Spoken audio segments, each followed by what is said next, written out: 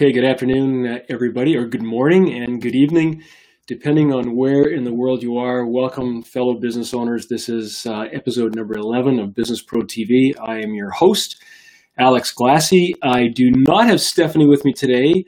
If you can hear it in my throat, I've got a cold, and I think she's down for the count, even though we're 5,500 kilometers from each other. There's something's in the air. That's how good face-to-face technology is. It's not only can you share your face and your voice, but you can share your cold with people at long distance. We have a great episode today. It's going to be a little shorter, and I might be a little bit lower energy because I'm just fighting this stuff for the last couple of days. But we're going to keep talking on pricing. The last piece on pricing, and then next episode we're going to pull all this stuff together. As always, the chat is available to you, so feel free to put any of your comments and questions over in the side there, and I'll try to keep an eye on that and keep current. And then at the end of the show, we'll be able to bring you on, and we can chat face to face, as you just saw me a couple of minutes ago with my friend John in Toronto. All right, let's get over to the slides here. So my wife and I were in this beautiful city over the weekend. This is Vancouver. This is Vancouver in autumn. Vancouver is a stunning city to begin with. If anyone has had a chance to go there, you'll know what I mean. Here we have a shot that's I think it's looking south from the pathway going around Stanley Park, and you can see So there's some beautiful leaves here. There's the ocean. There's the Pan Pacific Hotel. It looks very much like Sydney, Australia, and the beautiful skyline. Vancouver, even though it's grown, I used to live in Vancouver up to 1985, and Vancouver, it was a great city back then. It's grown tremendously, but still has managed to, hang on to its beauty. Very vibrant, bustling city on the go and plugged into the world, particularly the Far East. Anyway, I always put a graphic up here just to get us to pause for a moment, come together, send up a little thought of thanks for the time that you've decided to spend here, getting to be a better business owner, and which I'm confident that time will then result in a better business, which means just a better lifestyle for you and your family and your community, because I know you're going to use these lessons to contribute to your community. So let's take a couple of seconds here and enjoy this image and give yourselves a big pat on the back for being here.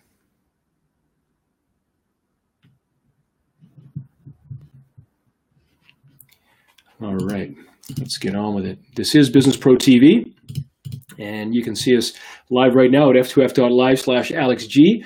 And after this, all of the episodes are recorded into YouTube Live, because what our technology, face-to-face technology, does is it not only allows me to drive this episode, this show live. There it is. There's the cold talking. Not only does it allow us to drive this show live so that people can see and hear me and communicate with me in zero latency, but it also allows me to drive that show into YouTube Live, and also that it's recorded in YouTube. So it's awesome. And today, where are we? We have, as always, as business owners, we have the power to design the business we want.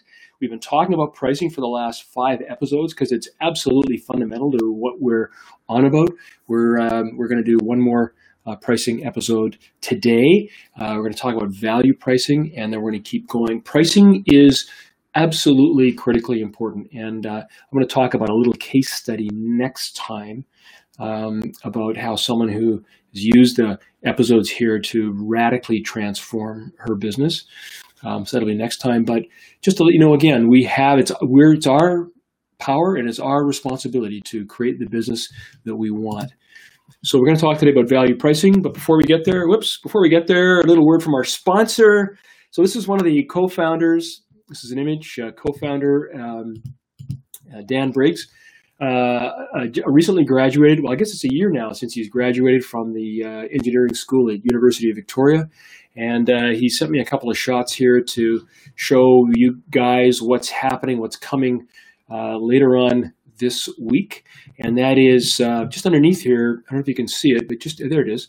There's a donate button, and so what you can do, what the broadcaster can do, is if they have an audience,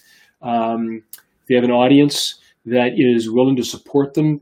For example, one of the people I know is using this to create an online congregation, and wouldn't it be nice to be able to pass the plate around to the congregation at the end of the session, at the end of the prayer meeting or whatever. If you're teaching, wouldn't it be nice to be able to again pass the plate around, or to be able to have people who value what you've just done to get their support? And so the broadcaster can create a button. It's very simple to do. It's like so simple. It takes 15 seconds. Create a button, and you put whatever word you want on it, whether it's donate or support or give now or whatever you want. And then you can turn that on or off during the broadcast. And then when people click on it, anyone in your viewing audience can click on that. And when they click on it, then what they'll see is this. They'll see a little window, and they can put in whatever amount they want to donate. And then it'll ask for their credit card information, and away they go. So what we're trying to do again is to support the people. If you've got an audience of whatever that audience looks like, and you want to be supported in face-to-face broadcasting, F2F Live will make that happen for you without you having to do anything at all. Hope you like it. That's all that I want to talk about right now. I'm not sure about the PayPal support, Rocky. I think that's coming. We're using Stripe to start with, and so that covers off all the credit cards worldwide. And we know that's important. That PayPal is important, and I suspect that we'll have that coming up fairly quickly. All right, let's keep going. All right, so we already know this. I don't think Steph's on. Steph, are you online? I don't think Steph's available. She is really down for the count, and so it's just me today. And so if you have questions, probably best to email them to me afterwards. I'll try to keep track of this, and we'll try to peel the questions off. But right now, I'm single-handing this for better or worse. All right, so we already know this. We've been going through this ladder, creating this pricing ladder where we're just trying to use these as rungs to, first of all, create a properly calculated starting price, using that to go all the way up, try to understand our competitors' pricing, and then use those competitors' pricing to get into the minds and the heart of our customers in a better way, and then understand better our customers' willingness to pay. And we also know that customers' willingness to pay varies because there's a variety of customers out there, but we also know that individual customers, their willingness to pay depends on the context. Within 30 seconds or 3 minutes time frame, a single customer thinking about the same product or service, their willingness to pay can fluctuate dramatically based on a number of different things. And that we talked about that last time, and that's kind of where we left off. Then I asked you to put it into practice. So when we talked about, just sit down with a piece of paper and say, what are the significant attributes of different types of customers, and does that lead to higher or lower value? We're really trying to get into the minds of our customers, and do they value our products or services better or higher or lower? And then the particular problems or opportunities. So it's great that we have a particular customer set, but some of those customers will have different problems or opportunities, and how does that affect the value of our offering in the minds of our particular customers? And I see from chat that Steph has risen from whatever convalescent place she was in and is now on chat, and so she'll peel back through the questions and answer them off. Hey, thanks, Steph. Good to see you here. What situations or factors might intensify or reduce the problem or opportunity, and therefore intensify or reduce the sense of value? And then in what channels or conditions did you meet this customer, and how does that affect competitive pressure, and how does that then affect the increase or decrease the perception of value? And we know, for example, that an example of where a homeowner had a leak and went onto the internet to see who was out there. And of course, now there's 17 competitors, but the leak's pretty fast. So they found the first phone number they could get, and they picked up the phone. And now the channel and the competitive pressure channel has moved from internet to phone, and the competitive pressure has gone from high to zero. And now when I answer after hours, Big Al's emergency plumbing dispatch center, now all of a sudden I've got a completely different ability to price what I'm doing, because the value in the mind of the customer is, it's, hey, Big Al, can you get a truck down here right away? And of course we can. We're not even talking about pricing at this particular moment in time. We're talking about getting this thing fixed. Okay, so I'd ask you to spend some time looking at that. Now let's get into value pricing, and I'm going to let you read that while I let my voice recover.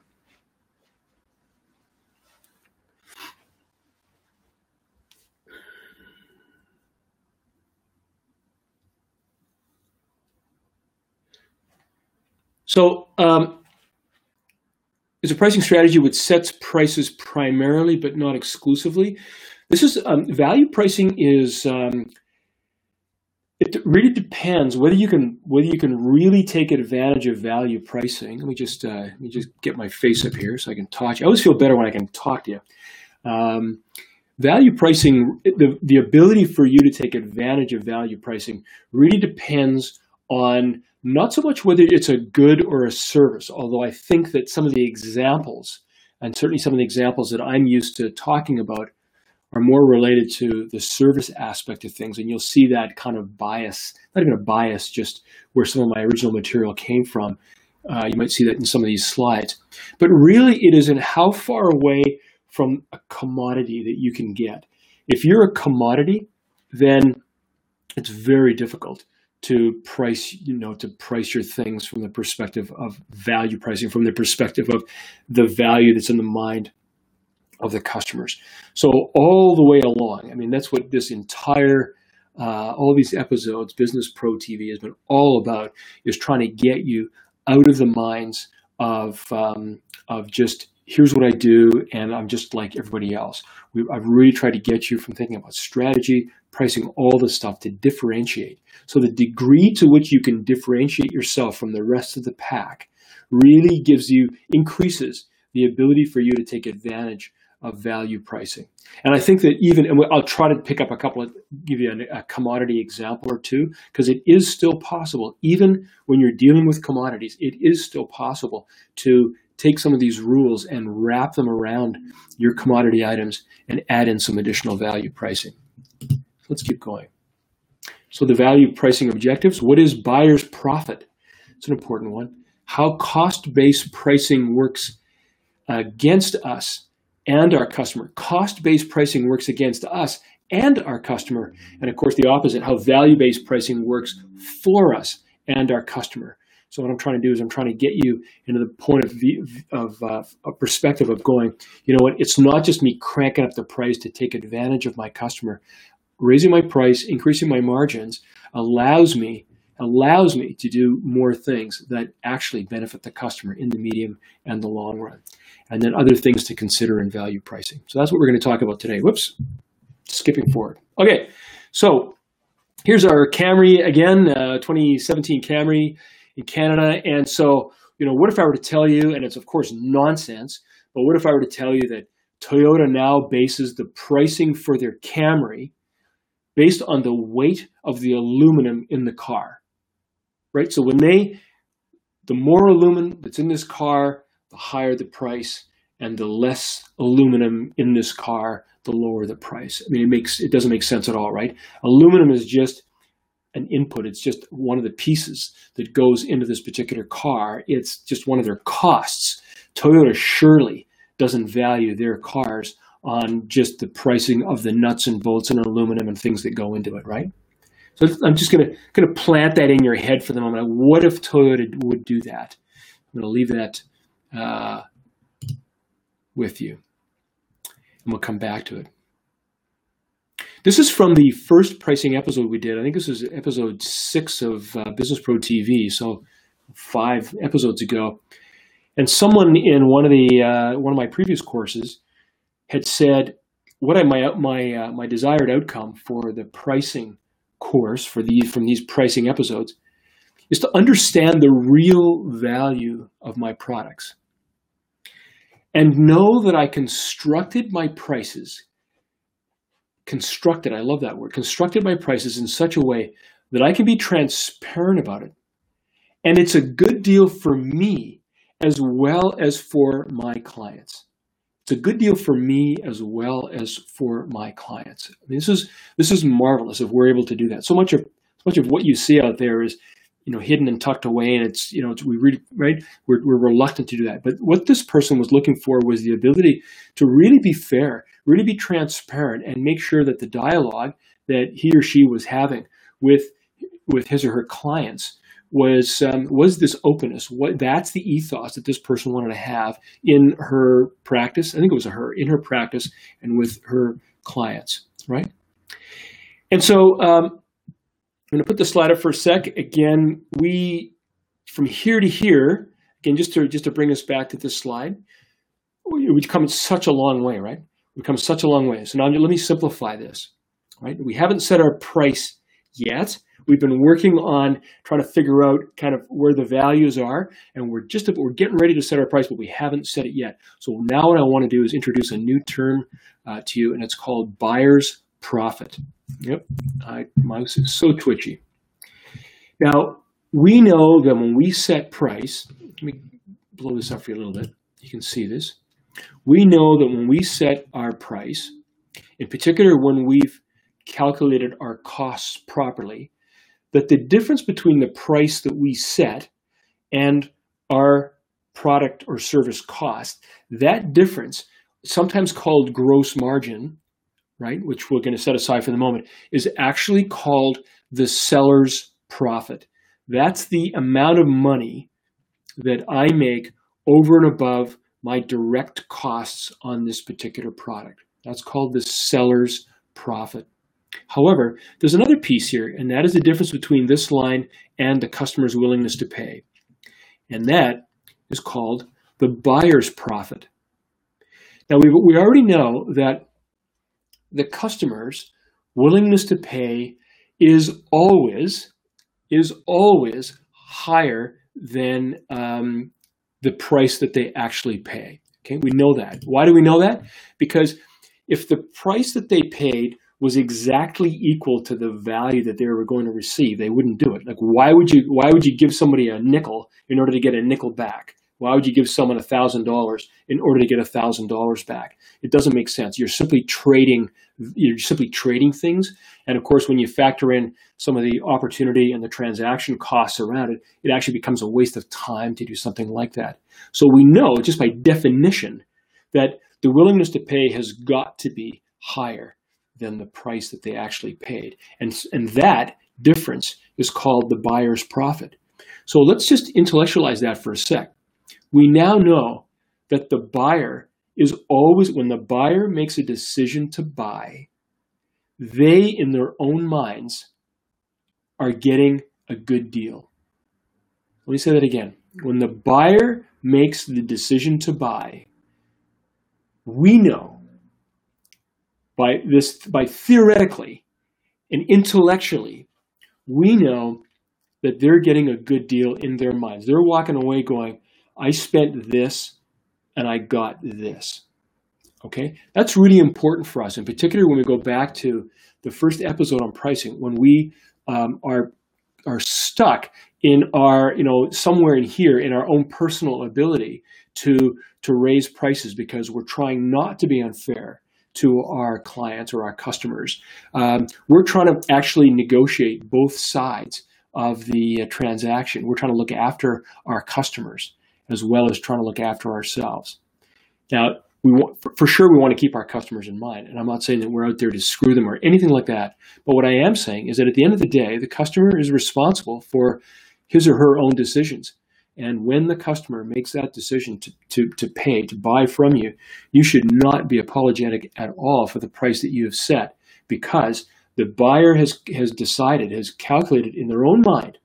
They've weighed all the hard costs, the tangibles and the intangibles, and they've understood that they're actually getting a good deal. They're going to give you $10 or 100 or 1,000, and they're going to get back, sorry, they're going to pay you $9 or 90 or 900, and they're going to get back 10 or 100 or 1,000. Does that make sense? When someone makes a decision to do this, we are almost assured that there is a win-win in here. They're almost assured that there's going to be a win-win. Okay, so let me just see if check my notes here. Yeah. So again, the final thing, just to beat this point into the ground, because this point is something that I've been trying to set up throughout these last 5 episodes, and that is that if we understand intellectually that the buyer is looking after themselves, then it also makes sense that we look after ourselves. And so we should feel free to let our price rise to where we think it's comfortable so that it allows us to support our business and our growth, etc. Okay? Okay, I think I've beaten that one into the ground. Let's go back and look at cost-based pricing just for kind of a last look at this, because what I want to do is I want to, in your own minds, I want to just disengage the price that you set from the cost that you have. I want to disengage to the extent that it's possible these two things. So let's take a look at why cost-based pricing isn't good for us, and it isn't good for our customers, right? It does not reward us for our effectiveness or our efficiency. Okay, so I'll make these bigger by doing this. Okay. So in any given situation, we can calculate our effectiveness by looking at the value we deliver. And over the course of time, as our experience grows, and this could be our experience as an advisor or a consultant or a bookkeeper or anyone who's doing that kind of stuff, as a coach, anyone who's providing a service, we know that the more experience we have, the better value we're going to deliver. But this is also true, I think, if you're producing things. Because if you're producing things, you're making something that's you understand more about your customers, you understand more about the industry, you're making things that fit better, last longer, deal with a particular situation better, et cetera, right? And so that's why industry experience will actually show up in the manufactured products. And so I think this is good for, this slide works for both cases, right? And over the course of time, the value that we deliver, in particular when we are advisory-based or service-based, the time that it takes for us to, the billing hours that we get, the time that it takes for us to walk into a problem situation and assess it and come up with a solution and then deliver it, that goes down. So the value that it takes that we deliver, the effectiveness goes up, but the amount of time, our costs, the amount of effort that we have to put into it actually goes down. And if you're billing out hours, that's a real problem, right? The better you are, the less money you're going to make, the less hours you're going to bill out. And the same thing is true with your experience in manufacturing, right? The more value you're delivering because your goods are better, more reliable, et cetera, but now because you've got scale and economies of scale and other things, you've learned how to produce this thing better and more efficiently, and so your manufacturing costs go down. These things work across purposes, right? Let me keep going.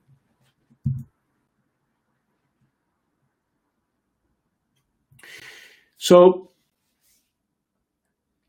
what I'm trying to say here is that the value that we get in an order from small to large, the value that we get goes up, or as our business grows over the course of a variety of orders, the value that we get goes up. And if these things are in lockstep, if we keep our costs and our value in lockstep, it means that we're not making any more margin as we do more business, right? This is working against us. So we get more effective, and yet we can bill less because the number of hours that we're billing goes down. And the value that we then get over the course of our business, as it goes up, our cost to deliver that goes up as well in lockstep. And so why on earth, we're not incentivized to be more efficient, to do things in any different way. Okay, let me keep going. I can bring this all together. So this is what we want, right?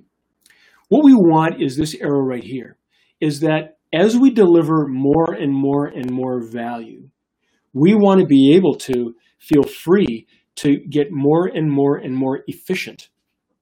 We want to be able to get free to get more and more and more efficient, and therefore we want to actually be able to take advantage of that additional value. If you're using the same thing to measure both the value you produce and the cost to deliver it, which is what happens when you are Toyota and you decide to set the price of your car based on your input cost, which is the amount of aluminum that goes into it. It doesn't matter whether the salespeople will say, hey, we want that car to be bigger and heavier, so put a bunch more aluminum into it, because that allows them to rise their sales prices, right? As the amount of aluminum, as the cost goes up, that allows the price, the sales price to go up, and salespeople are commissioned on that price, right? On the sales price.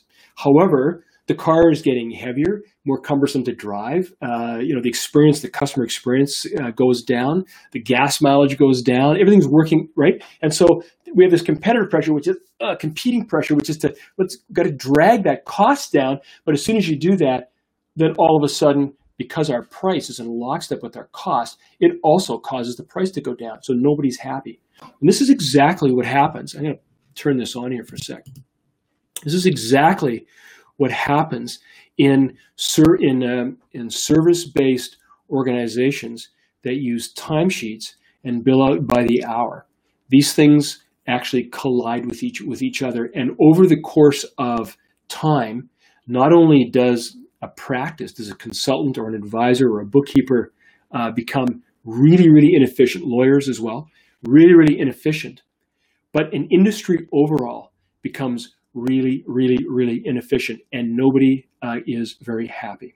Okay, we're not incented to drive greater value because our costs go up, and we're not incented to get more efficient because it drives our price down. These things happen in lockstep, and the reason is because we're looking at the input value and the output value. We're using the same number, which in the case of time is the unit of billing, the hours of billing. I bill an hour, I got to pay for an hour. I got to pay for an hour, I bill an hour, right? That's how it works. Okay. Yeah, so one of the ways that firms will do that to resolve that, and you see this happening in big firms, is we raise the hourly rate so that the more senior you get, the more hourly. And then what we do is we try to get more efficient by hiring junior people to do some of the scut work and the more junior work, right? And this helps. It helps to create an efficiency that hopefully is passed on to the customer, and it helps to reward us somewhat for our experience because we get a greater hourly rate. But ultimately, all we're doing is we're delaying the inevitable. We're delaying the inevitable. Okay. And what ends up happening is when you think about, and I hate to pick on lawyers and accountants and bookkeepers, and I'm not picking on you, but if you take a look at those industries, what you find is they're one of the most hidebound. They're hidebound. They're incredibly traditional. They're incredibly conservative. And the reason is that they're absolutely not incentivized at all as an individual, as a practice, as a company, or as an entire industry to get better at what they do, to drive higher value and or to get more efficient. And so it's bad for everybody. What we want to do is we want to decouple these things. Okay? And so let's get back to right here. So what we want to do is we want to decouple these things by using, and I'll just keep going. Right? We want to have changing the, so what we want to do is we want to change the conversation to the value that's received. We've been talking about that, right? And to up the customer's willingness to pay. When we talk about the value received, when we talk about the wind in your hair and being able to get on a drive and throw the top down and get your spouse and your dog and escape the city and get into the country and all the rest of the stuff, when we talk about aspirational value like car companies do, what we do is we can reflect our price there. Then we clearly are now discussing things from the perspective of value. But if we're talking about things like the amount of aluminum that goes in, and hey, you put less aluminum in the car, then I should be paying less for the car. No. We want to talk about your greater fuel mileage. The fact that more aluminum makes it safer on a per pound basis, because aluminum is twice as safe as steel in crash tests, et cetera, et cetera, et cetera. We want to talk about that stuff. No other industry looks at and talks about the costs, and it's all aspirational pricing. It's all value-based pricing. Okay, so hope that made that point, right? We need to separate these two, and we need to separate the input and the output measures. And I think I've got an example of that.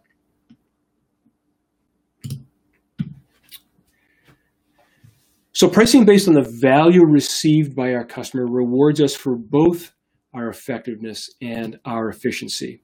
Okay, so how do we do this? So what we want to do is we want to use the language of their value and not your cost structure. We've just talked about that. We talk about this in the book as well. So this is the last time I'll show you the book, right? There's Customer Dreams. Customer Dreams is all about that, is all about taking your head away from inside your business, where you're focused on your foibles, your weaknesses, your costs, all the things that you don't do, all the things that you're trying to fix and resolve and build and all that stuff, right? Which is what we need to do, but not when we're setting prices. When we're setting prices, we need to be looking beyond that and into our customers' dreams and understanding what our customers dream of and setting our prices related to there, right? What we want to do for effectiveness, we want to create value that looks like this, the value we deliver, and we want to be able to get we want to deliver more value, and we want to get more value as well, right? Does that make sense? We're going to use that additional value that we get. First of all, we're incented to get better, right? If we're incented to deliver more value to our customer, then we will do better. And we're going to look for ways that we can do better, not only for this customer, but for future customers, because now we've proven, hey, we deliver more, we get more. Everybody's aligned. And alignment is absolutely critical. It's magical what alignment does.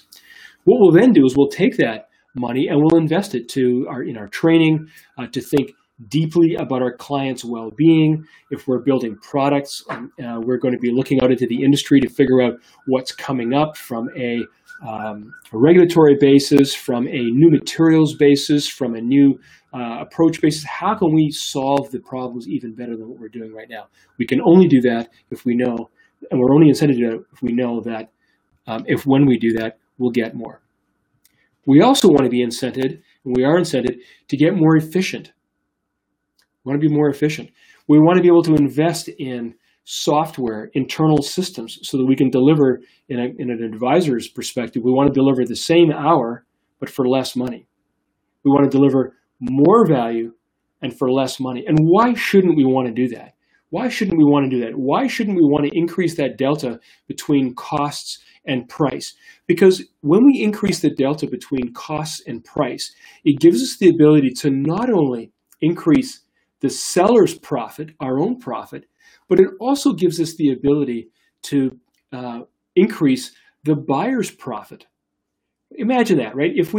If our profit is $1, and all of a sudden we're able to, through some way, we're actually able to increase our price a little bit, but then increase our efficiencies a little bit. Now, if our profit is $1.25, why can't we split that? Why don't we give a dime to the customer? Raise our prices a little bit, but not all the way. And a great example of this is Walmart.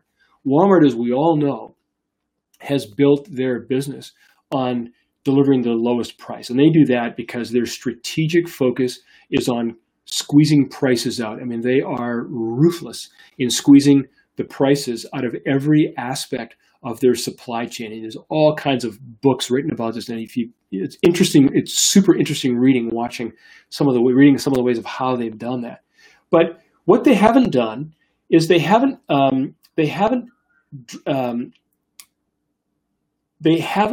taken all that increase for themselves, right? If they save a dime, they don't leave the price there and take the dime for themselves. What they do is they take the dime that they've saved and they'll drop the price by 3 cents or 4 cents. Now, they don't give it all to their customer either. They don't save a dime and give it to their customer, the entire dime. The price doesn't go down by that entire dime. But the price does go down. And what happens then is that as the price goes down, as they have been ruthlessly exploiting costs, and they've reduced their own costs and have slowly dropped the price as well, they have actually dropped their prices below their competitors, and yet they make more money than their competitors. They're more competitive than any one of their competitors. So this is the advantage of value pricing, is when we allow ourselves to become more effective and we allow ourselves to become more efficient, we create that gap, which then allows us we then decide how much we want to share with our customer. But it does allow us to share that with our customers so that the customers feel that they're getting even more value than just the value we deliver, right? The prices aren't going up in lockstep with the value. Okay, and we talked about that as well. So we want to measure our business's performance with an output metric. In other words, we don't want to measure our business's performance by saying, hey, we're doing better based on the amount of aluminum that goes into a car. That's an input metric.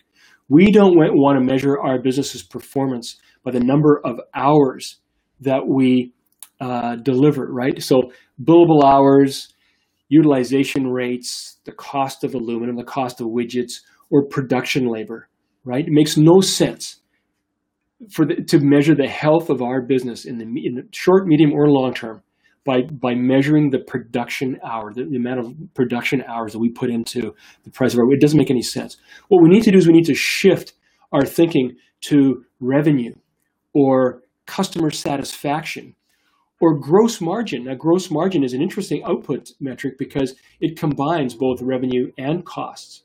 And so if gross margin is going up, it means that either revenue is going up or costs are going down, or there's a combination of both. And for first-time business owners, that's the value that I almost always say should be one of the very first things. You can measure on multiple things, but that's the very first number that we should be thinking about, is how to increase our gross margin. Good gross margin, increasing gross margin doesn't harm our business, doesn't harm our customers, helps us in both ways, and really paves the way for the future. Okay? Measure your business's performance with an output metric, not an input metric. Remember that value ranges along a continuum and depends on context, so segment your offerings. I'm just reinforcing some of the stuff that you already know. You have to divide your services accordingly, as you know, more value, less value. You have to prioritize them, as you already know. We did this a couple of episodes ago. More value, less value, some kind of prioritization, taking a look at what you do that is closer to a commodity and less closer to a commodity, right? And so this is, we talk about services. They can be commoditized just as easily as aluminum can be, okay? But aluminum can also be decommoditized, maybe not quite as easily, but it can be decommoditized if you want to do that by packaging it in different ways, by building something out of it, by adding additional value to it, by moving it in a way where it isn't just a block of aluminum, but now it looks and tastes or smells or feels differently, okay? So that's what you have to keep in mind, is segmentation. Discuss the responsibilities on both sides. Again, this is something that's more towards the people who are doing service, but I would say that this is in every business. We want to be transparent. We want to say, hey, if you want us to deliver that, then here's what you have to do, and here's what we have to do. And if you go beyond that, if you don't do what you've got to do, then I can't deliver, or I can't deliver in the same way, or I can't live up to my service guarantee, and or however you decided to package your product or service, right? So make sure that the responsibilities on both sides are absolutely well understood by both your customer and internally, and make those things a part of the offer. Make those things a part of the offer. Think through and plan every job with the customer. Again, just trying to be clear about everything that is a part of that particular price, about the particular offer. Give your customer 3 options. I'm not going to go through it. Yeah, I'll go through this. This is again based on a service organization or a bookkeeper. Why do we want to give multiple options? Because it helps to quantify value and deliverables received. Right? It's very clearly. We're defining exactly what we're doing here. Very clearly, we're putting a value on it. Very clearly, if somebody then says, I want more than that, I want all of that stuff plus I want the monthly advisory, then absolutely. And guess what? It's going to cost an extra $150 a month, right? So we've quantified that, and we've also headed off our negotiating customer, those hard-boiled customers, that want to, I wouldn't say grind us, but let's use negotiate as a polite way of saying it. They want to negotiate, right? They want to get a better deal. And what we've tried to do is we've taken that, we've defanged that negotiation in a large part because we've thought about it. And absolutely, we'd be delighted to do those additional things. And guess what?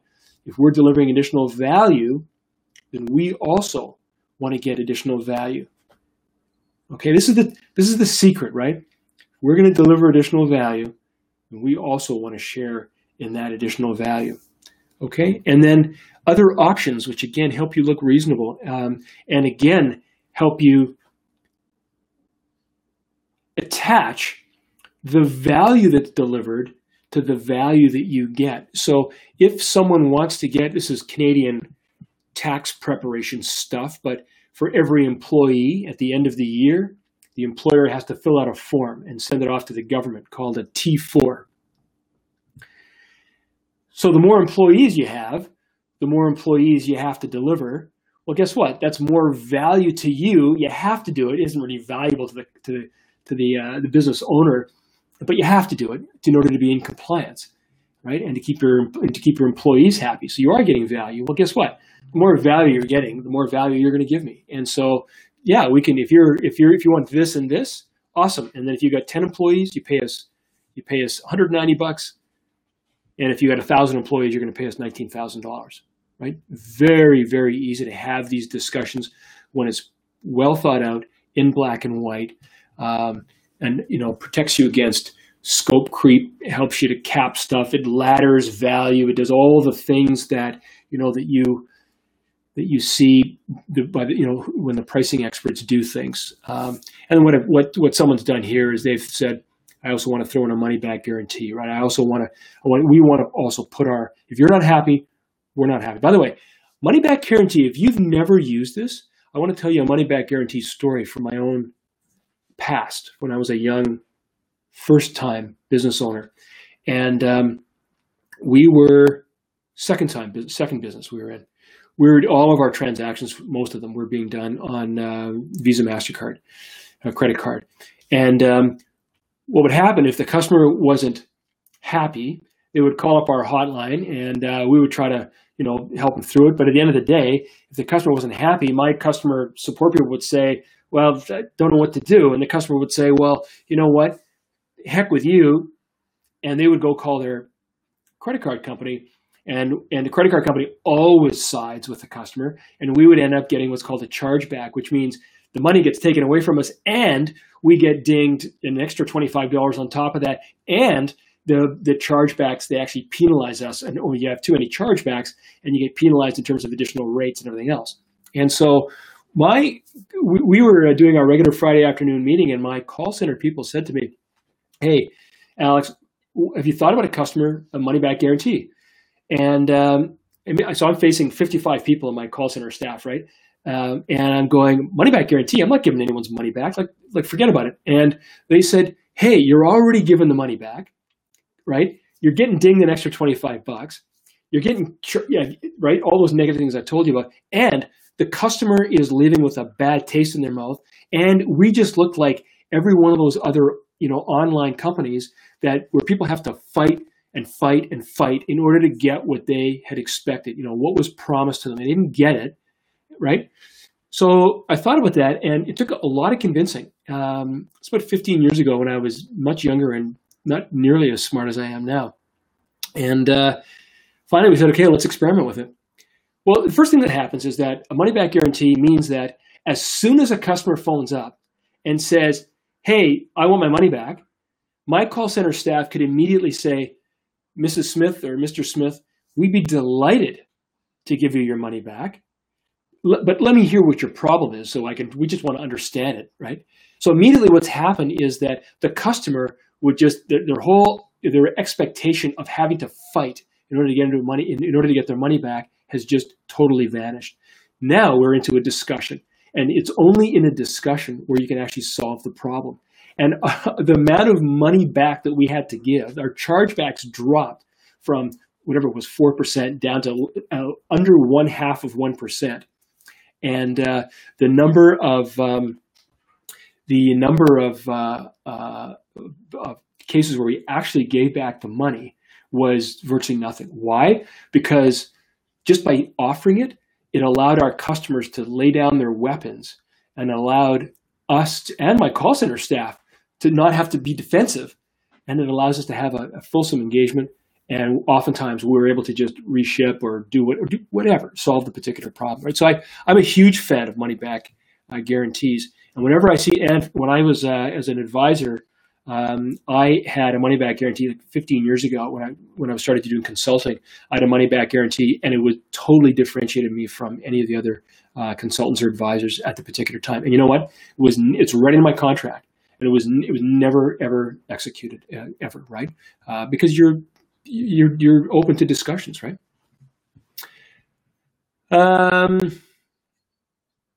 Yeah, there's other advantages of this particular pricing model, which I'm not going to go into, but to give people options, right? Charge more for more value. We've already talked about this. If you give people options and allow them to pay over time, for example, then charge a bit more for the fact that you're allowing them to pay over 12 months or 3 months or 7 months or 2 years or whatever it is, right? Pay a bit more because you're offering convenience, and convenience is value, and you're offering more value, and therefore you should get paid more value. I want you to go to sleep tonight with that statement ringing in your ears, right? When I deliver more value, that's your mantra for tonight. When I deliver more value, I want to get more value. I deserve to get more value. 40% premium for rush jobs. The list goes on, right? See what that says.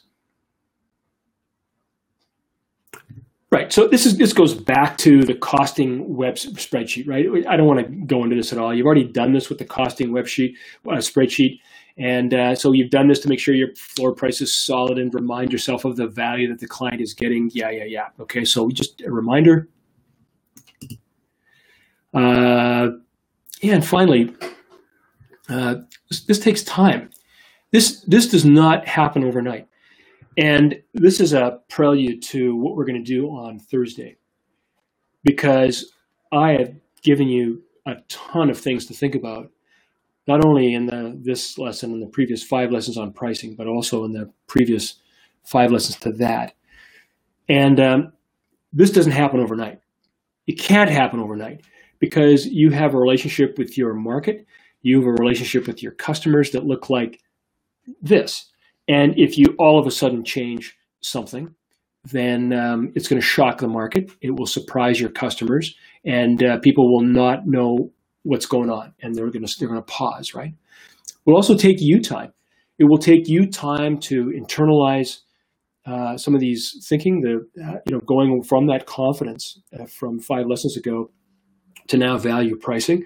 That's a significant step. And even though I've given you a ladder in which to climb up, with firm steps that allow you to intellectually realize that, it still takes time and it takes courage to embrace these things and to put them into practice. All that being said, that's what I want to talk about next time is how do you do this in a way that a year from now, when you're looking back at your practice at the end of 2018, that you actually aren't going to recognize your practice, your business. You're going to look at your business and you're going to go, wow, our profitability is up by X percent. Our gross margins are up by X percent. Our revenues are up by X percent. Our customer satisfaction are just up significantly, because we're going to talk about it next week, right? Actually, how to go. It's again, step by step by step. We're going to do that next week. Okay. Okay. So I think I can. I think we've covered all this off. What is buyer's profit? And we talked about that. I started raising that because I wanted to make sure that you knew intellectually that when your customer says, okay, I'm going to buy something, that they are doing that because they believe they're getting a deal. They believe that they're getting more value than they're giving you. And that's as it should be. That's what business is all about, is to create these win-wins where you get more value than the amount of effort and time and work that you put in, and the customer gets more value than the money that they're actually paying you. That's what an entrepreneur is all about. It's all that an entrepreneur is all about. And what we're trying to do here is we're trying to separate the cost-based and the revenue side. And so to increase the total profit in the middle, which then gives you the ability to take a little bit more for yourself, a little more seller's profit, and give a little bit more to your customer, and still increase the price of it, right? We looked at how cost-based pricing works against us and our customer, because what it does is it aligns input and output metrics, which means that you have this constant fight between the two. If you really want to increase that, but that pulls up this, you really want to decrease this to get more efficient. So you want to get more effective, and yet you want to get more efficient. But if you're using the same metric, you can't. These things are locked in place. And so how value pricing, what we do is we separate those two. And as soon as you cut that, it's a palpable sense of relief when you start to track your business using a proper output metric and a proper input metric, okay? And then some things to consider in value pricing. Some homework. I'll put this up on the screen for you. You can see it. And I'll send it to you afterwards. Take 3 product or service offerings, or 1 or 2 or 3, and see if you can package them in some way. So this is something that we've talked about last week and now this week. See if you can put them together in some ways. See if you can put a price on them. Start to put a price on them. This is what it's all about now. Think about your favorite customer. What package or what packages and price would you consider offering to your favorite customer? What do you think? If you walked into your favorite customer today and said, hey, Mary, hey, Ned, here's what I've got. It's something new. What do you think about this? And you have a pretty good sense in your own heart that they would look at it and they would go, wow, we've been hoping you would come up with something like that. That's awesome. That's a great offer, and the price looks fair. Would love to buy something or do something like it with you. Think about your least favorite customer. What packages would you consider offering to them? And we've heard, I've made reference to one of the bookkeepers who's been watching this saying, listen, I got clients out there, the plumbers who would run around with rusted trucks, and all they want me to do is do bookkeeping for $20 a month. Is there a package? Is there something that we could actually offer to them we could offer to them for a lower price, but also lower value, right? Would get their stuff done in the way that they wanted to do it, but actually you could do it more effectively, more efficiently. Because if you're freed, if you've got your effectiveness and your efficiency curve freed from each other, and you're allowed to actually deliver, you feel comfortable delivering something more efficiently, for example, like putting in some software onto their machine or onto their mobile or onto something, right? Where they could now take their invoices, and all you have to do is just train them to just scan your invoices. We'll hook it up to some online software, and that will do much of the work that you want me to do with your shoebox at the end of the year. I'm not going to do with your shoebox. I got to charge you for that. But if you deal with your shoebox ahead of time using some of these efficiencies, then you know what? I can actually put together a package for you that looks much less than what you've been expecting, right? See how that makes sense? That's what I want to do. I don't want you to go to your least favorite customer and just give them something to make them go away. That's not the point here. The point is to see whether you can create something that actually satisfies that particular customer. Because if they're satisfied, now first of all, you're delivering value and you're getting value, right? You're getting value, but also you're starting to move them up to make them satisfied customers and try to move them up that trust curve. Maybe their business will start to grow, and now they know who helped them. Okay, so then, that should be the word think. Think this through in preparation for the next episode on Thursday. Okay, so now an announcement. And this is an announcement I find it's a tough one for me to talk about.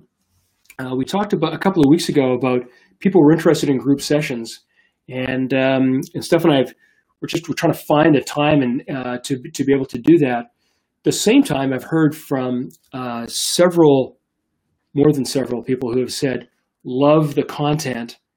However, I'm feeling that getting overwhelmed. There's just so much stuff on there, and in particular between Tuesdays and Thursdays, really not able to take full advantage of it and really put this into my business in a way that allows me to maximize the value that I'm getting from these sessions. So I've talked to a number of you about this, and I think that the best thing to do is to, rather than just keep grinding these out and not having you able to take maximum advantage of them, I think what I'd like to do is I'd like to press the pause button, and let's get to the end of the pricing episodes, which should be this coming Thursday, and let's press the pause button. I will have some additional material that I'll make available to you that is related to some of the subsequent episodes. But what I'd like to do is, unless there's some real strenuous opposition, let's press the pause button. Let's finish up this on Thursday, and then next week, put together a couple of group sessions, just open up this time period for next week on Tuesday and Thursday.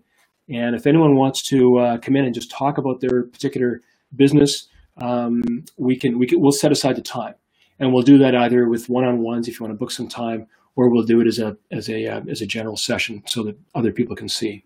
So I hope that works for you. If anyone, again, I'll send a little note if anyone feels strongly about it, either pro or con, a particular con, then please let us know. But it seemed to us that there's no point in just doing this and people not able to take advantage of it. The other thing that on Thursday, what I really, really, really want to do is I really want on Thursday everyone to show up and bring along all the notes, all the thinking, and all the stuff that's whirling around in your head over the last particular 5 episodes, but going back to the beginning. Because what I want to do is I want to update your plan. I really want you to focus on updating the plan between now and December 31st. And I want you to get some significant wins out of it, at least 1 or 2 significant wins, because that's the whole point of this exercise, is that you improve your business. Does that make sense? Okay, so I'm seeing a couple of comments, and I haven't been keeping up, so I apologize. I still use timesheets, says Leanna. Let's take a minute right now. You know what? Let me come back to these in just a sec. Let me finish this off, and then we'll open it up and bring people on, and we'll get back to these things. So next time, updating our 91-day plan, how to incorporate all the pricing improvements that you may have thought about, and I bet you've got a whack of them. Let's incorporate those into our plan so that we benefit and so that our customers aren't shocked as we talk. We're not going to raise our prices and shock our customers, right? Let's do it in a way that makes sense to them. Credits as always, yours truly, and Stephanie Gorczynski, thank you so much for showing up. I know you've been on the chat. I know you couldn't make it in today, but hopefully you'll be able to make it in on Thursday, and we can ride this thing to the finish line together. After hours, that's where we're at right now. I'm going to start to bring people into chat. If you have a particular question and you want to, then let me know. I see some of the usual suspects out there, and great to bring you in. Let me get rid of this like that. And before I start bringing anyone in, let's just go back through some of the questions that may be there. Okay. Adam, tell me what you mean by that. Tana, you're so sweet. Tana will miss seeing me so frequently. Well, thank you.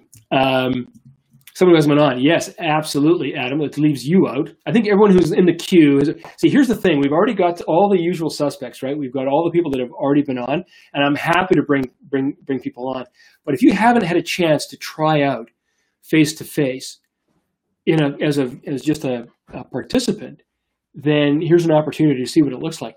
Why is this important? It's important because these technologies are getting better and better and better. And when we talk about creating efficiencies in your business, it's not very efficient to get in a car and drive for an hour and a half, or if you're in Brandon, to go to Winnipeg, drive 2 hours to a client in Winnipeg in order to deal with something. It's not very efficient to pay for a flight and hop on a flight and go somewhere. Yes, it's important because face-to-face is still the best. In person is still the best. But face-to-face is really an awesome tool, and it's just getting better. So I really encourage you to give it a shot. Try to incorporate it into the efficiencies of your business and the sales aspect of the revenue side of your business and the efficiency side of your business. Adam says, have you seen the rates for lawyers lately? I'm not sure, but I imagine they're not going down. Adam, I'm sure they're going up.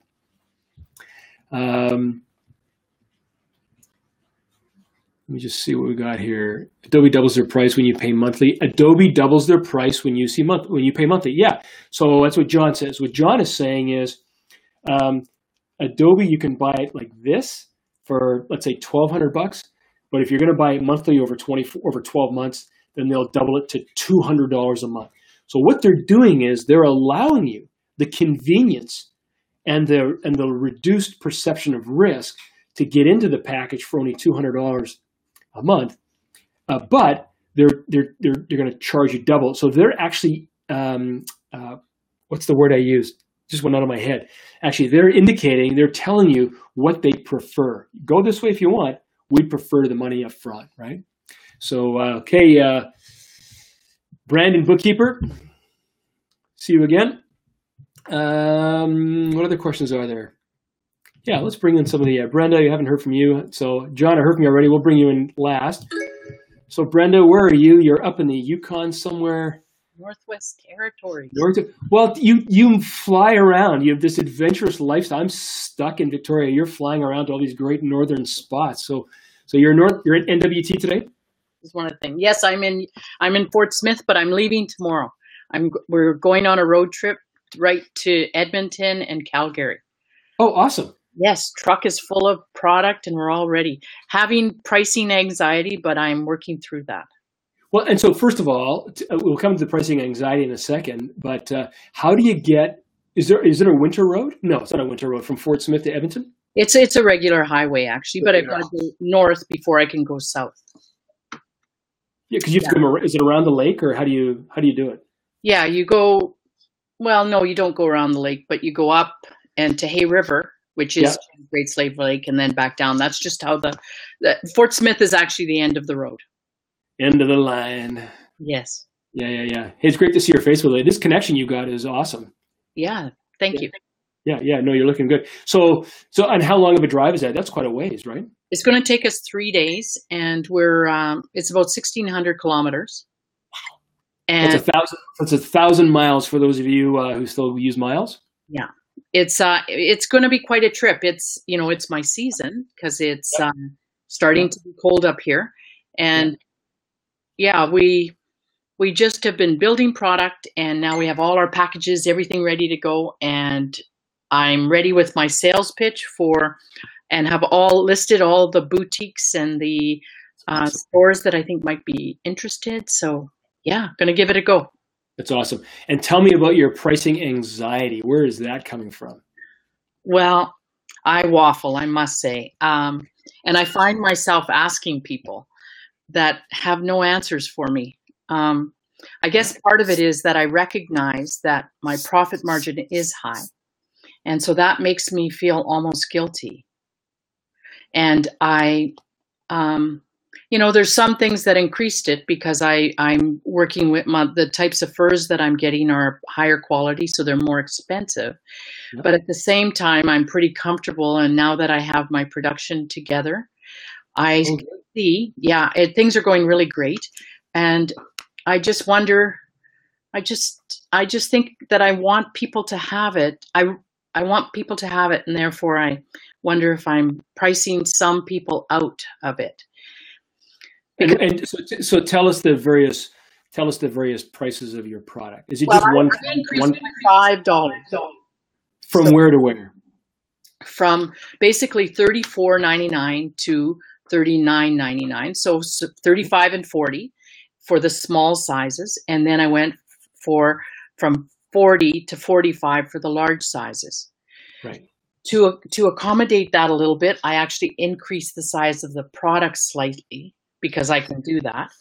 I know, Alex, I barely could handle it. It just felt so, I wanted to have that quality, and I don't know. It's hard once you've set the price and then you make a decision to change it. Yeah. And so today, though, I phoned a good friend of mine who lives in Calgary because, selling to the north is a little twisted because we're familiar with fur, so it's not as valuable. And we had a conversation. And so I phoned my friend in Calgary, and she's had them for the last couple of years. And we've lamented the fact that they're so durable that people don't rebuy them. So it's kind of, you get one chance at that person, and they keep it unless they lose it. And I mean, I feel bad hoping people will lose it, but anyway, that's the only way I would get another buy out of that person, unless of course they refer, right? Right, or buy for gifts or if they're families or that type of thing. Absolutely. And I'm a neophyte because this is only the beginning of my second season. So I had a very successful season at the lower price. Now I have a higher price. But people are ordering, and it's just the beginning of my season, but it's not robust. I don't, it's just the beginning. So I have to just hold on. Brenda, first of all, I want to applaud you, first of all, for coming on here and in front of a worldwide audience, right? Oh, now you got me. Yeah. No, it's awesome. It's awesome. Of having the courage to express. These are exactly the things that I personally wrestle with, and I still do to this day. It's just, I wrestle with pricing. I wrestle with it, right? But so many people do, and many women. The preponderance of, I'd say, majority of women business owners wrestle with this for all the cultural things that we've already talked about back in episode 6 or whatever that was, right? Some of this confidence stuff.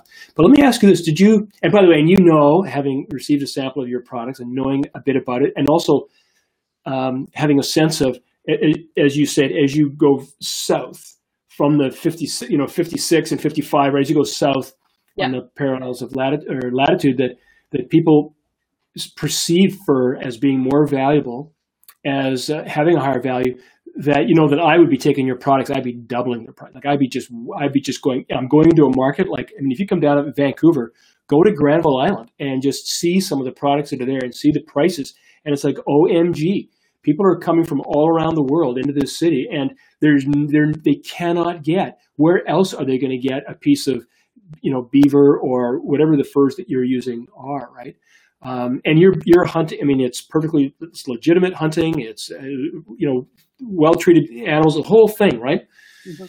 So, but my question to you is this: so I said all that just to make you feel, listen, you can raise your prices, and right, God bless you, go do it. Oh, my goodness, yes.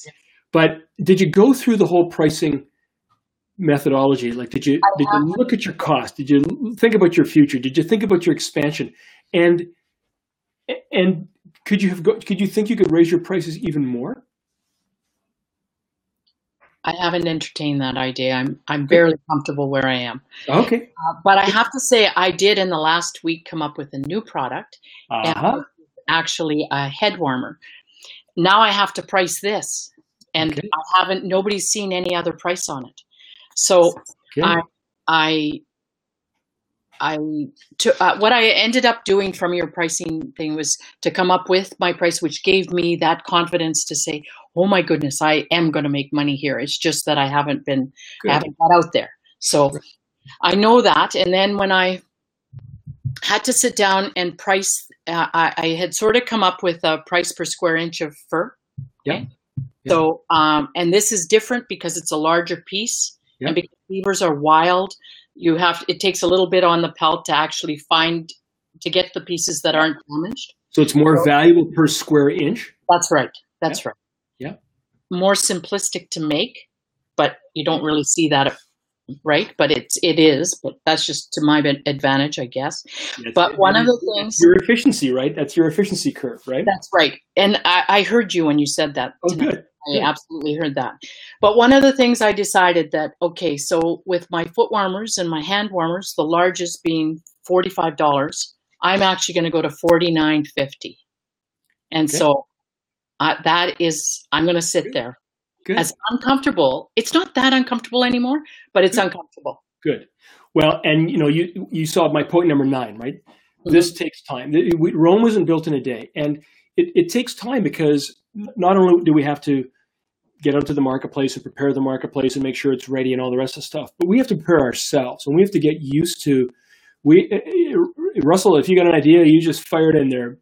So Russell's he's got something he's gonna lay in here for us, I think. Well, I can tell you one thing that it actually gave me, and I'm a very calm person, and it was giving me anxiety.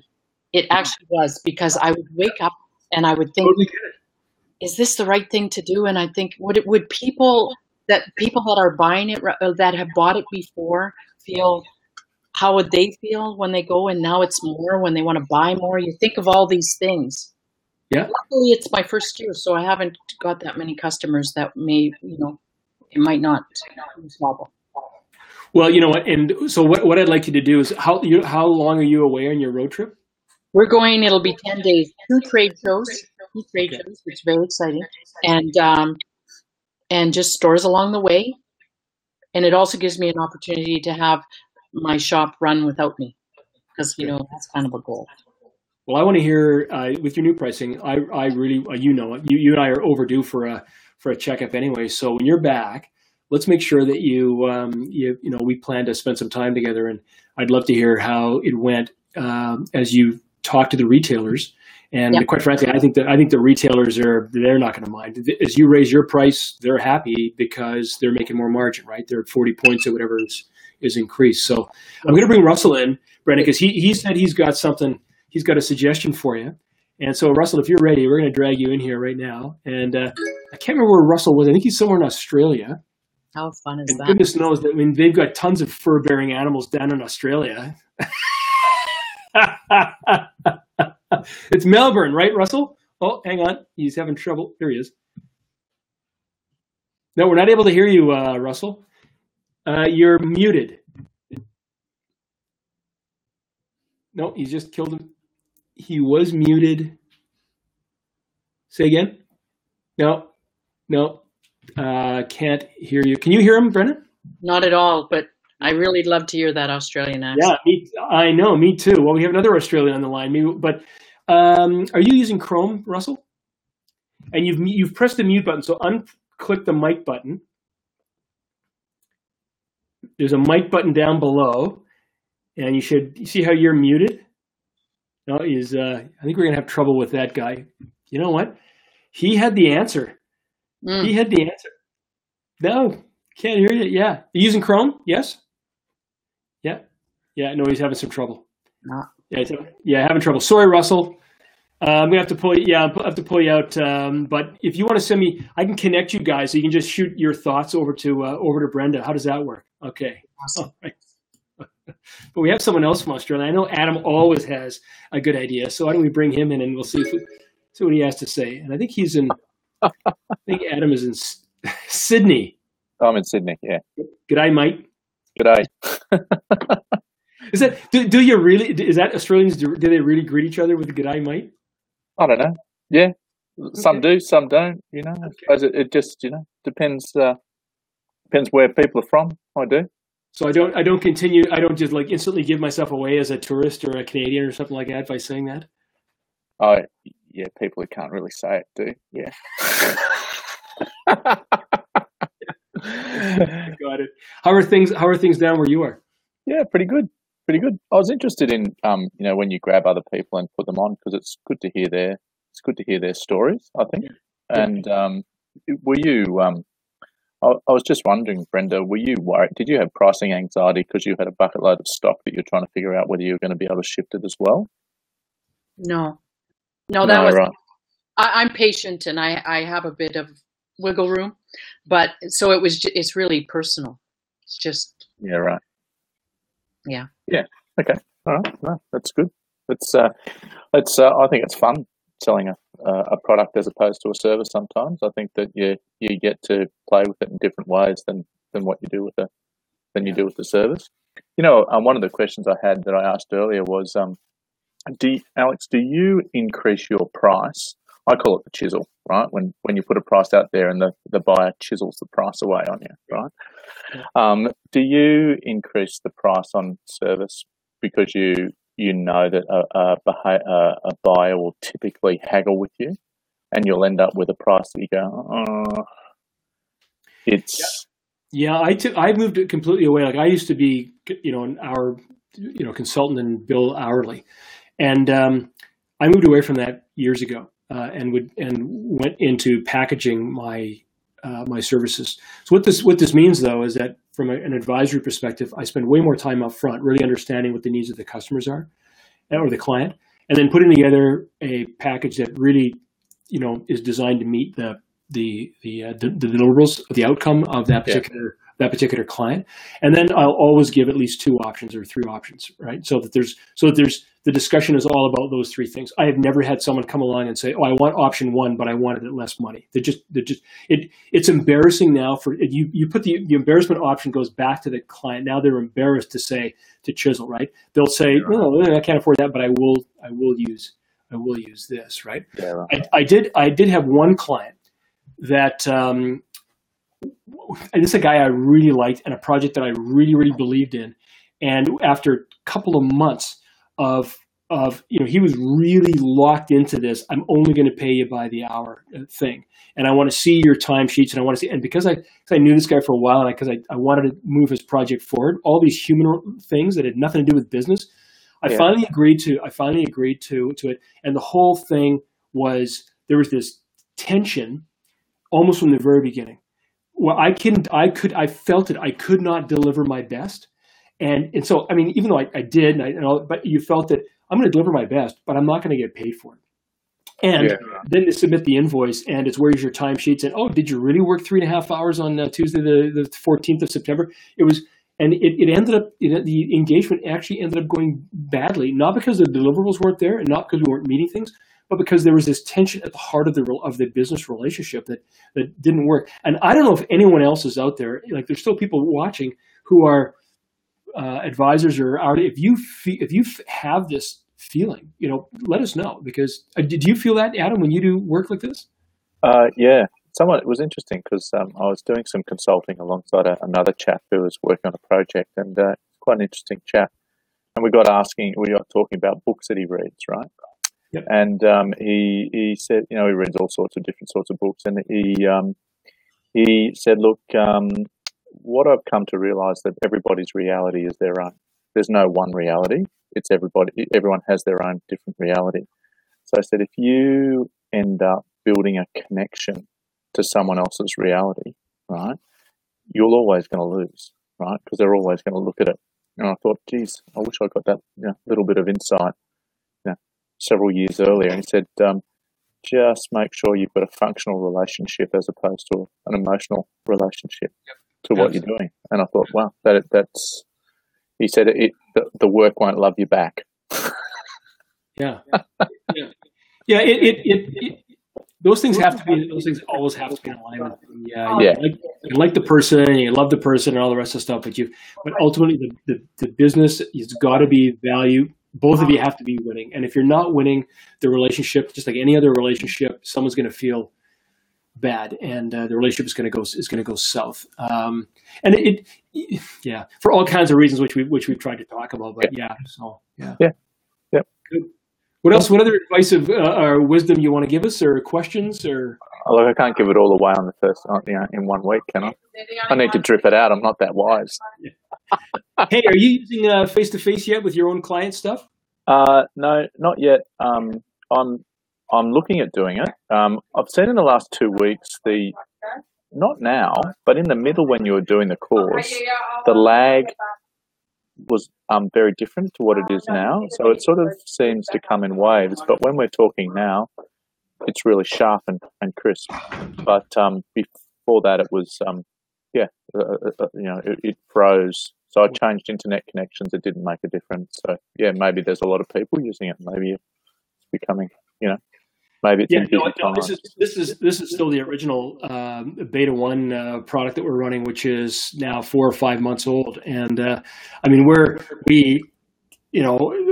the partners get together, we talk about this. We're shocked that it's still hanging together, and it hangs together, so well and for so long. But in the next couple of days, we'll have the new version out, and it's literally that soon, and it's quite different. So yeah, then I would expect that you won't see any lag, any latency, any of these freezes or anything you've been seeing. That's the hope, and it'll be able to scale. So, well, good. Well, listen, thanks for the feedback, and I hope you do. Like it is, what is interesting is that when you have this connection like this, and so I can see Brenda, I can see you, and so you're almost connecting directly. Yep. What's interesting is it does make you think, who are the other people in the room that you don't know who they are, right? So it almost creates a more intimate relationship between the people who are happy to reveal themselves and then the people that don't. It does cause you to think, who else is in the room, right? And so it's actually quite difficult. Well, what would be useful is to at least get some persona, some idea, right, in these sessions, some descriptor, some avatar of who else is in the room. I reckon that would be really useful because it just builds trust. So you've got a platform here that you can develop trust because we can see each other. But for the other people that I've just had that sense at the back of my mind as we've watched each week. That's why I said to you, bring on some other people. It'd be great to see who else is there. Yeah, so it's like it has the potential to be like a real classroom. So when you look around a classroom, you know who's in the room. Right? That's right. But even in a real classroom, there are people who are wallflowers, and they will sit back and they will, and for whatever reason, right? We all learn in different ways, and we observe in different ways, and we have right. All this does is, I think what this does is it just makes it possible to connect in a different way. It doesn't make it mandatory or any more likely than it does in the real world. Yeah. I think that we've just started the learning curve of understanding how audiences behave and audiences react. And those audiences are different depending on, what you're trying to do. Is it a live stream? Is it entertainment? Is it a news show? Is it sure. This? Is it right? And all those things will change. It's going to be a fascinating year for us. We get an opportunity to see thousands of these types of events and learn how people, both broadcasters, active. We already call them active audience and what do we call them? Passive. We go regular audience and then active audience. So YouTube would be active audience, participating audience, and right. So anyway, it's awesome to have you on here, and it's awesome to get your feedback. And I really hope both of you and everyone watching start to use it because it really does make a difference. Maybe you wouldn't have to go traveling for 1,600 kilometers, Brenda, if you have. I'm totally excited to do that. That's what I want to do. That's like driving from Sydney to Brisbane. Well, we do that for a holiday. It's I don't know. It's just part of this. I think that you're just being open to what could happen, and to me, I'm just completely excited about it. And I also, I think when you have a seasonal product, I'm making hay. So this is how Absolutely. All right. Well, Brent, I'm going to say goodbye to you, and the same thing with you, Adam. I'm going to pull you up, and we'll see if we can get John in for a last word. So good to see you as my active audience, and I see there's some comments rolling by. I'll try to get to those as well. All right. See you, Brenda. See ya. Bye. See you, Adam. Good to see you. See ya. See ya. All right. Let me get back to these questions here. Wow. Brenda, you might want to take a look in the chat. There's some questions and comments going by from Russell. He's been typing furiously. There's a lot of fur. Oh, yeah, there's a lot of fur. How do you build and present value to a client? Okay, so there's a question for Brenda. Value is intangible. Any questions here? This is where I need Miss Steph to help out here. Okay, she's been typing. Okay, use a lot of apps. Therefore, clients think that it should be more efficient, so their bills should be less. Yeah. So, Leanna, you and I talked about you and I are, and I want to talk to you again. I'm going to give you a call tomorrow sometime if you have the time sometime in the morning. But I would love to talk to you about some of your experience. But yeah, it is. There is an expectation out there that as in some fields, that as we get more efficient, we should just drop our price. And the conversation really needs to be continued. You really want to continue on with that education with our clients, with our customers, about the value. We just have to get that conversation away from the aluminum that's going into the car and into the value, the top-down experience of driving down the highway or driving from Fort Smith to Edmonton. I don't know if you drop your roof down right now, a little cool, but yeah, it's got to be the value discussions. We have to change the conversation.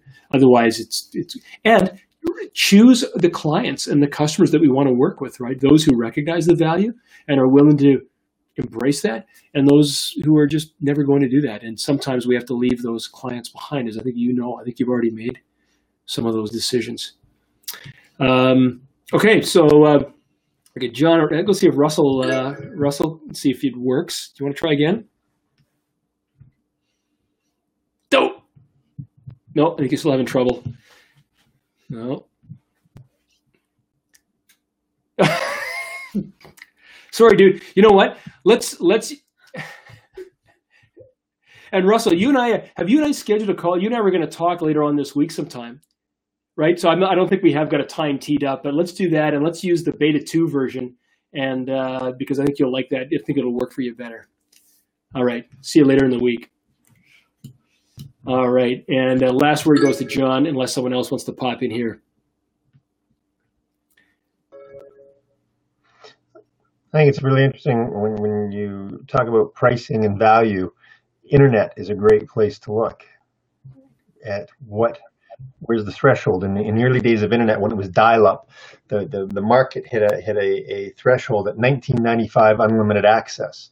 And if you drop your price below it, they tried going down to the $9 was the low end of the market, and it failed. No one would buy it. If you were too far above that, no one would buy it. They discovered there's a spot, and they could move you. And they knew the cost proposition was $65. They weren't making money at $19.95. Ouch. But they had to bring the market there. So you look at the average cost of internet now, and what are you paying? You're paying north of $65 for your internet connection. Yeah. And this comes into the consideration of value.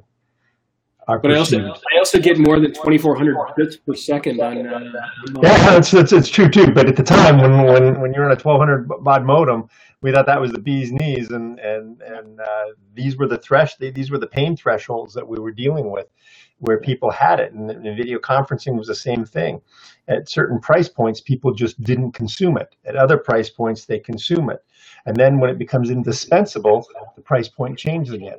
Cellular phone, same thing. We watched cellular prices. If you really paid attention to what the per minute charge is, it's moved all over the map as they kept trying to find and redefine value proposition to us. Yeah. And Canada's one of the highest cellular prices in the world. Yeah. But we pay it. Yeah, it's the whole aspect of pricing is because that's where the rubber hits the road. That's where all your R&D and your branding and your marketing and everything else, and product development, all that comes to finally you have to ask for a price. And yeah, I mean, the whole face-to-face thing is a great example. When we take a look at our marketplace, and we've looked at the marketplace, the entire curve of the marketplace, right from one-on-one using FaceTime all the way down to TV, trying to understand at each node along the way exactly what the value is and what the competitors are doing and all the rest of that stuff. And it's all over the map. People are paying, well, in order to stream 1 hour of live video, if you use one competitor, you have to pay $20 an hour to stream 1 hour of video. Right? So if you're trying to do this, teach, and you're trying to do 10 hours in a month, right? That's a lot of money, right? That's $200 just to stream that. Or you got 5 people, you pay $5 per person in the audience for that particular month. So if you're trying to stream to 100 people, that's $500 for the month. I mean, there's huge numbers. And so we're trying to navigate that, and we knew that going in. I think you've heard me talk right before we went in a year ago. We were looking at the technology and the business models. We'd done our competitive analysis, and we knew that there's no way that we could walk into the land of the giants with any price friction whatsoever, which meant we had to go back to our technology and say that technology needs to be so good, A, so good, B, it needs to also be able to be delivered at zero. And that's the only way that we can actually keep the competitors, right? 1 million people here, zero lag there, zero cost there. There's can be no cracks for the competitors to get in there and compete with us, because we're a little company. We're going to get smoked. Yeah. So, yeah. I get, Adam was worried about who's on with us. Yeah. And one of the things he maybe doesn't appreciate, that you do know who's on. When we're actually the person that is orchestrating this, we have that list that tells us who's logged in and who's in our. But there's a lot of people right now who are on as, like, I've got a viewers list, and there's a lot of people on there who are completely anonymous. So if you don't choose to engage with chat or come on, then right now you don't have to identify yourself. And so there are people who are on who are just watching and haven't identified themselves. And so, Adam's quite right. There is a sense of there's the host, and there's the guests, and then there's everybody else. It's just like TV, right? Yep. It's just like TV. Yeah. And everybody out on YouTube that we don't know about. That's exactly right. That one always surprises me every morning when I look at YouTube, is where all these people come from that watched something after the fact. Yeah. When it's supposed to be live, but it's good. I think value proposition is something I really think that Brenda needs to sort of really get a grip on what her stuff's worth. Well, I think she's doing it. And this is the thing, right? When you have to take your whole mind, and ultimately our business is based on us as a sole proprietor, or she's not a sole proprietor, but as a small business, right? So much of what the business looks like and does is based on that business owner. Mm-hmm. And I think that I know Brenda. I've been talking to Brenda for now about 6 months. She's very, very, very smart, very, very, very determined. And I know that Brenda is, having raised her price at $5. That's not inconsiderable. That's 12 or 15% over some of her prices, right? What's going to happen? She's going to go on her roadshow. She's going to go through halfway through the season. She's going to, first of all, release her new product, a new headset or headband or whatever it is. And I hope that she has the confidence to go up. And next year, she's going to go up another $5. Like, she'll get there. Mm-hmm. And as will we all, right? Isn't that the as you know, you and I have been talking, John, isn't that it's a human journey as much as it is anything else, isn't it? Absolutely is.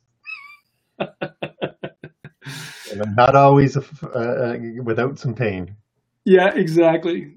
All right. Well, I think I'm going to wrap this up. John, as always, good to see you. You too. I'm sure I'll talk to you later in the week. All right. All right. And for everyone else that's on, thanks for watching.